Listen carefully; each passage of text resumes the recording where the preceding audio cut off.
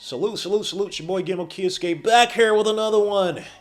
Legion of Knicks. Please hit the like, subscribe to the channel if you haven't already, so you get each and every notification for each and every video I put out there. God bless each and every one of you. I thank you for being here. But let's get to it.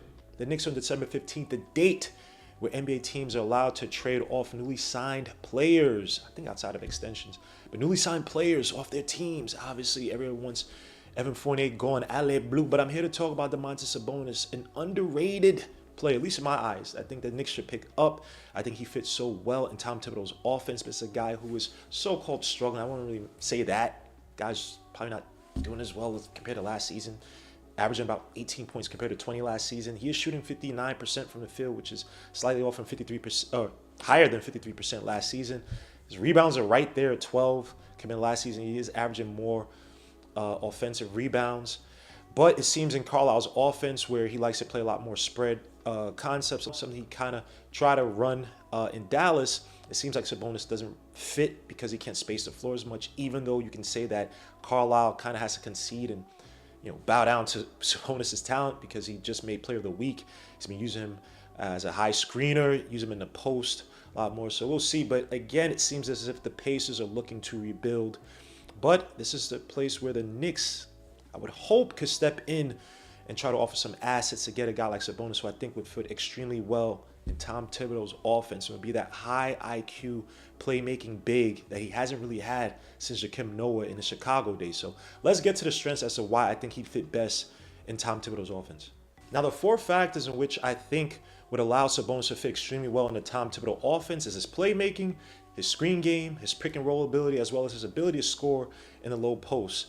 Now, when you look at the NBA, he is probably the next elite big in terms of playmaking and passing. Since the NBA-ABA merger, the only players to average 20 points, 10 rebounds, and at least, I think, 6 or 6.5 assists a game are Jokic and Sabonis. And you see it in a myriad of ways in which he does it. Sabonis' ability to pass can be seen in the low post, in the pinch post, can be seen from the top of the key, from the wings, even from the corners. And despite changes in pace and overall scheme of the season under Carlisle, as well as trading off their best cut on Doug McDermott, Sabonis still ranks in the 84th percentile for passes in the half-court system. His ability to facilitate in the half-court will bode well for Tom Thibodeau's triangle concepts, where guys like Randle sometimes miss the underneath cuts made by players like R.J. Barrett.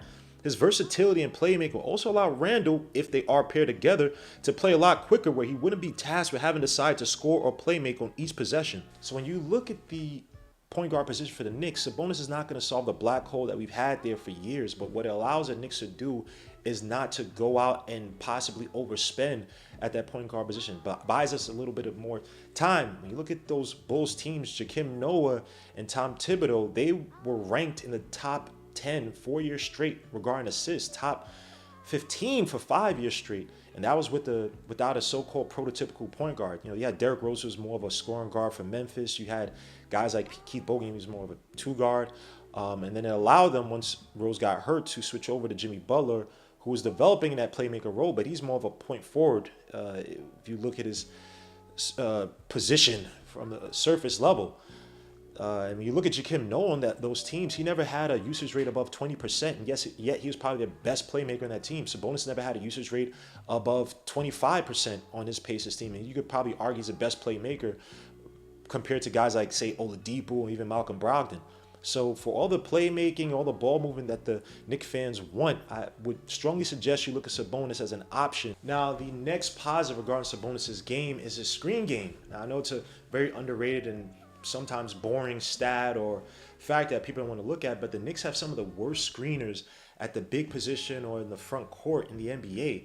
Knows it well, can't set screens well. Mitchell Robinson, always complain on the internet, doesn't have any good fundamentals regarding screens or setting screens in the NBA.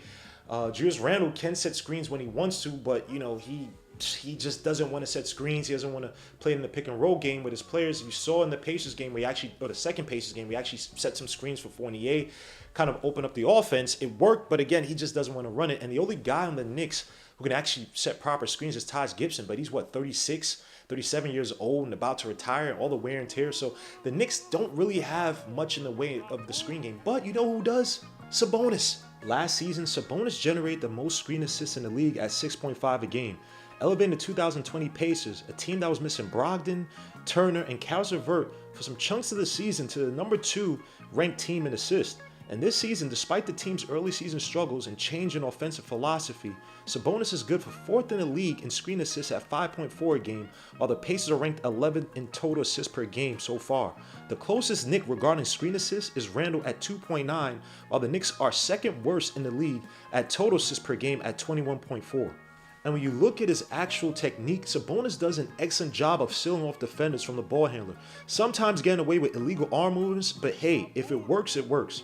And ultimately creating space for his teammates to either shoot off the dribble, where guys like Brogdon are shooting a solid 49.2% effective field goal percentage off of screens, or it allows a guard to further attack into the paint, forces defenders to help, and generating opportunities for kickouts to shooters on the outside, where the Pacers are tied for 8th in the league in wide open 3-point shots at 18.1 per game, while the Knicks average about 2 less at 16 a game, and a 3rd in very tight 3-point attempts taken a game. It's not just a screen game, but you also look at the dribble handoffs that Sabonis can execute with guys like Brogdon and Caris Lavert. He does a really good job of, again, sealing off the defender and then rolling to the basket or popping out. But again, his ability to screen comes in handy for guys who aren't the greatest of separators on that Pacers team. Now, the Knicks, when they run it with Randle and Fournier, doesn't look too good. One, because Fournier's just been terrible this season, but also because Randle doesn't set really good screens, doesn't seal off the defender. Defender can reset, and now he's back onto Fournier, who needs another screen to kind of get off of him. And sometimes you've seen Fournier and Randle run into each other on the dribble handoffs, or kind of getting this clunky kind of mess, and then you see the shot clock winding down, and Fournier has to take these desperation shots or shot clock violations. So a guy like Sabonis, even though it's a small aspect of the offense right now for the Knicks, having a guy like Sabonis can open up opportunities for guys like, say, a Fournier, if he's still on this team, a guy like RJ Barrett, IQ, who benefit from the dribble handoffs and having space away from the initial defender to attack the basket or shoot off of those handoffs. And speaking about Sabonis' screen game, let's get to his pick and roll ability, something the Knicks have not been able to execute at a high level this season. The pick and roll game, as boring as it may seem, and all the time we talk about it with Spain pick and roll horns, all these schemes and whatnot, it's an extremely important part of Tom Thibodeau's offense when it actually looks good, because of the heavy on-ball usage we have with our guards and ball handlers on this team. A guy like Sabonis ranks in the 87th percentile regarding the pick and roll schemes as a roll man going to the basket this season, and he has about 3 times the amount or attempts that Mitch Robinson has. Again, Sabonis is an elite pick and roll artist. You've seen how rugged he is, where he can attack conventionally off the pass and drive or continue to dribble to the basket. You see him in delayed pick and rolls, where he's waiting for the defense to kind of misstep and maybe overplay a guy like Brogdon. Brogdon can make that little slip pass to Sabonis down low, or cutting down low, and Sabonis as well too can also pass out of those pick and roll sets. Would be extremely important for guys on our team, shooters who need the additional spacing. And again, shooters on our team this season have done a poor job of just shooting, period. Just looking like absolute trash. But again, additional spacing, having more rhythmic shooting on this team would definitely go a long way for guys like Evan Fournier, who's looked like trash, RJ Barrett, who's looked like not that great this season in terms of shooting from the outside. And just looking at, when you look at compare the Pacers and the Knicks this season in terms of tight shots, the Knicks are doing relatively poor. This season, the Knicks have the 5th highest percentage of tight 3-point shots, with the closest defenders 2 to 4 feet from the shooter, at 6.1% of their total 3-point attempts. The Pacers have the 8th lowest at 3.5% of their total 3-point attempts this season. For a team that's so incessant on 3-point shooting, spacing is key, and having 4 guys up top, including your big man in Julius Randle, or your forward, whatever you want to call him, is definitely not going to help with spacing, especially when you don't have dead-eye shooters on the team to begin with. And last but not least, let's talk about Sabonis' ability down low in the paint. Now, we've talked about the pick and roll prowess, but Sabonis is a solid offensive rebound, as well as a fairly, I wouldn't say elite, but he's up there regarding his ability to score right at the rim. Now, when you watch Sabonis, the footwork, the hesitation, I know he cheats sometimes and he might travel, but again, the way he hides it, and because he's so slick with it, a lot of times he doesn't get called for those travels. Sabonis is probably one of the more adept big men in terms of footwork, the so-called finesse game, if you will, hesitation at the rim. Obviously, guys like Jokic and Embiid are the elite of the elites, but Sabonis is probably right there, maybe top 5. Definitely top 10 when you look at some of the top centers or big men in the league. And you look at a guy like Randall, uses more of brute strength, always starts or typically starts from the high post and then tries to work his way in. And I feel like the league has definitely adjusted to his style of posting up. He's not the most fluid. Obviously, he favors the left, even though he could go right. I think there's a misnomer regarding what he favors, but he definitely likes to post up from the left side and go in. And I think the league he's just not that type of player. He likes to settle for the fadeaway jump shot if he gets a lot of resistance in the post up. And sometimes it looks good. Like last season, obviously looked great, but this season just hasn't looked too good for Randall. And I think that Sabonis is just a much more depth player. Now, obviously, I'm not saying whether Randall leaves or not. I'm just comparing Randall as our big man in terms of what he could do in the post or down low in the paint. I just feel like Sabonis is just a way better player. And just to give some numbers to it, last season, Sabonis' efficiency around the rim was at 71%. And this season is even higher at 77%, despite the change in Carlisle's system. In comparison, Mitchell Robinson, the guy that everybody wanted to anoint because of the record he set, I believe, his rookie year, this season, he is shooting around 74%, which is good. But again, his ability and skills are a lot more limited compared to a guy like Sabonis, where Mitch Robinson needs the lob or it's a finish at the rim off of a putback play.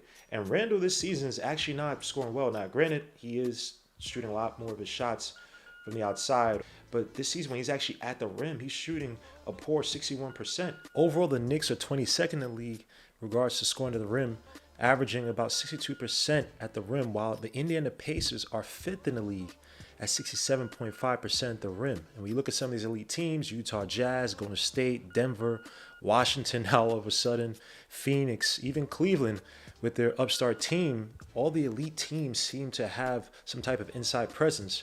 On the other hand, when you look at some of the worst teams regarding their scoring at the rim, you got Oklahoma City, Detroit, Toronto, New Orleans, Orlando, Minnesota. And you do have Chicago up here, which is surprising given the fact you do have 2 playmakers who can slash and attack the basket. You also have Vucevic, who's adept around the rim, but they do live primarily off of transition offense. Their half-court game is slacking this season, so it's expected that their finishing at the rim is probably lower compared to the rest of the league. But all in all, finishing at the rim is important in the NBA if you want to be one of the elite teams. So when you look at some of Sabonis' weaknesses, obviously he's not the greatest of defenders. We need your so-called elite rim protectors. You probably would not put Sabonis there. He kind of gets bullied at the basket on the pick and roll or against the more powerful, agile big men of the league. Although this season he showed a better effort defensively, his 107.2 defensive rating this season is, I believe, the 3rd best of his career. But you would not classify him as, say, even as good as his teammate in regards to Myles Turner. And also his three-point shooting isn't strong. Last season, Bjorkgren tried to develop him as a Siakam type, shoot a little bit more from the outside. I believe he averaged about like 2.8 or 2.7 attempts from the outside, which is only really about maybe 1.5 more attempts than the season before. But I'll say this about Sabonis. In terms of schemes, he's been very flexible. Nate McMillan was a heavy pick and roll, or he was utilized heavily in the pick and roll, and obviously in the post-ups where he excelled as this ascending big in the league. Last season on the Bjorkgren, he tried to utilize him more as a Siakam type, dribble handoffs from the top of the key, space him out to shoot a little bit more on the perimeter, space the floor. This kind of do-it-all playmaker, especially when guys were getting injured. And this season, under Carlisle, started more on these 5-out concepts. Now it's more of this 4-and-1. They took away his best cutter in Doug McDermott, so I kind of hurt him, but they're kind of utilizing the cuts, backdoor cuts a little bit more with Chris Duarte and Kellen Martin this season, which definitely helps out Sabonis. So Sabonis has kind of been very flexible, very amoeba-like in terms of being able to fit in any offense. Like, granted, if you need him to shoot the threes and you need him to defend the rim, he's not the best at that. Then a Tom Thibodeau scheme, if you actually have guards who can defend and a four kind of help out, I think a Sabonis would definitely be his weaknesses on defensive and be masked. And on the three-point shooting end, if I have my guards and I have a 4 who can shoot, I don't need Sabonis to shoot threes. I know everybody likes to stretch 5. You know, it's a beautiful thing to have in the NBA, but it's not necessary if I have proper spacing and other guys who can fulfill that shooting, the shooting role that I need in the team. Sabonis, to me, I think I would love to get Sabonis on his team, but we got to talk about the cost So the issue with Sabonis is that they're trying to pawn off Caris Lavert, who I think is a solid player. He's 27 years old, but he has a bad injury history. He's a guy who can attack in the pick and roll, isolation, not a good outside shooter, decent defender. Even though close to the rim, he's actually not good. He's like the opposite of R.J. Barrett. If you look at what R.J. Barrett did last season. But his injury history is up there. He's making about $17.5 million this year. I want to say 18.6, 18.8 next season. Be a free agent 2023, and they're trying to package him with the Sabonis type. Now, if they're just looking to get rid of those contracts, and they're trying to rebuild this team in a Carlisle, the shape of what Carlisle wants, obviously I'd work for the Knicks. I'd give him Fournier. I'd probably give him Noah as well. I'd give him whatever to make up that. What does it be? $36 million.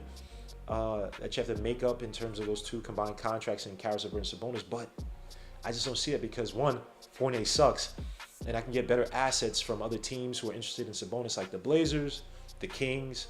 You also have the Warriors are interested, even though I think Myles Turner would actually fit better for the Warriors, but there have been so-called rumors that the Warriors are interested in the Sabonis type. There's just so many other suitors out there compared to the Knicks that have better assets, younger players, and can also provide some draft picks as well.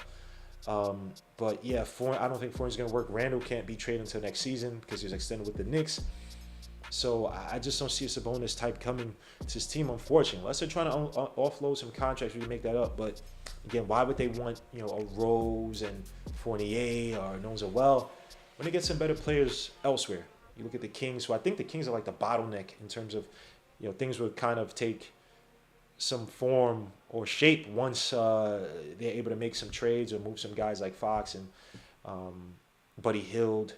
But yeah, just teams like the Kings and Blazers just have more weapons. Now the Blazers are talking about moving Covington and Nurkic, which is interesting, but Nurkic is also injury prone. Covington is, everybody seems as his final piece. I'm just not sure how the Knicks can compete against some of these other teams that have players, viable players, as well as picks to give up. Fournier's just done so bad this season that his only real value will be his last season here, or his last season before the team option kicks in when he's an expiring contract. What team is going to sit there and trade for Fournier when I get two younger players, maybe three that I could add up to his contract, who will provide me more value in the future? Right, so if it's the Warriors who want to even make that trade, even though I think Turner fits better, say a Wiseman and Moody, I think that might be about $14 million. Make up whatever, put another contract in there.